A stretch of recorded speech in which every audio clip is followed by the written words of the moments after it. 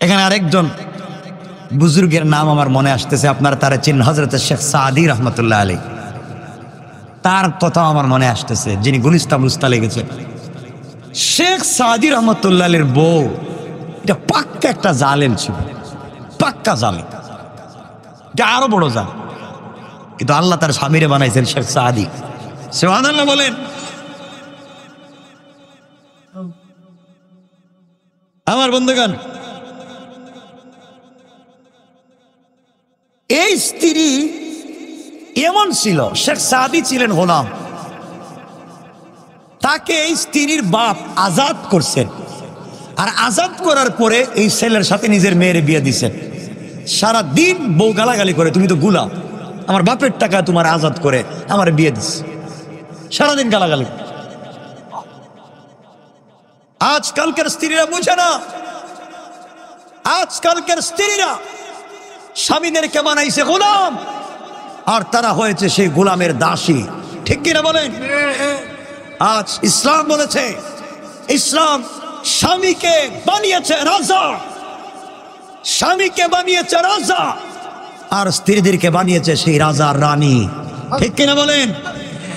আজকে আমরা সেগুলো বলে যাচ্ছি। আমার বন্ধুগণ, স্ত্রী তাকে অত্যাচার করতো, মারামারি করতো, অনেক বাইর ঘর থেকে বাইর করে তার গলায় একদিন মারতে মারতে, যে মাটির কলসি চিনেননি, দেখছেন না আগে মাটির কলসি, মাটির একটা কলসি শেখ সাদির মাথায় বউ মাইরে দিস। এভাবে কেউ কোনোদিন আপনার মায়ের খেয়েছেন না? এত খুব ভালো মানুষ দেখতেছি, ঠিক আছে, তাই এই মায়ের খান, এটা কলসি, কলস শেখ সাদির মাথায় মাইরে দিস। কলস ভাঙ্গিয়া, কলসের মাথা আছে না, গলা, এটার নাম কি? কান্দে না কান্দা? কান্দা, কান্দে, গলা, এই মাথাটা হযরত শেখ সাদির গলায় ঢুকে গেছে। তিনি এই কান্দানিয়া, মানে হাসুলি বলেন আর ব্যাগ বলেন বা যাই বলেন, কলস বলেন, এই কান্দা নিয়ে তিনি হাঁটতেছেন। কি করতেছেন? তার বক্তবৃন্দ দেখে তো অবাক, শেখ সাদি এত বড় বুজুর্গ, আর হুজুরের গলা এটা কি? হুজুর হাস্যরস্য করে বললেন, এটা আমার স্ত্রী আমার উপহার দিছে। সুবহানাল্লাহ বললেন। ভাবি কয়ে উপহার দেওয়ার আর জিনিস পাইছে না, এই গলা কলস ভাঙা কান্দাকে মানুষের গলায় উপহার দেয়। তিনি বললেন স্ত্রীর উপহার। তা পাবলিক বলতেছে কেমনে কেমনে উপহার পাইলেন? তিনি বলেন স্ত্রী রেগে গিয়ে মাটির হাড়ি ছুড়ে আমার মাথায় মারছিল, হাড়ি ভেঙ্গে গিয়া কান্দা আমার গলায় আটকে গেছে, এবার এটা বাইর হইতেছে না।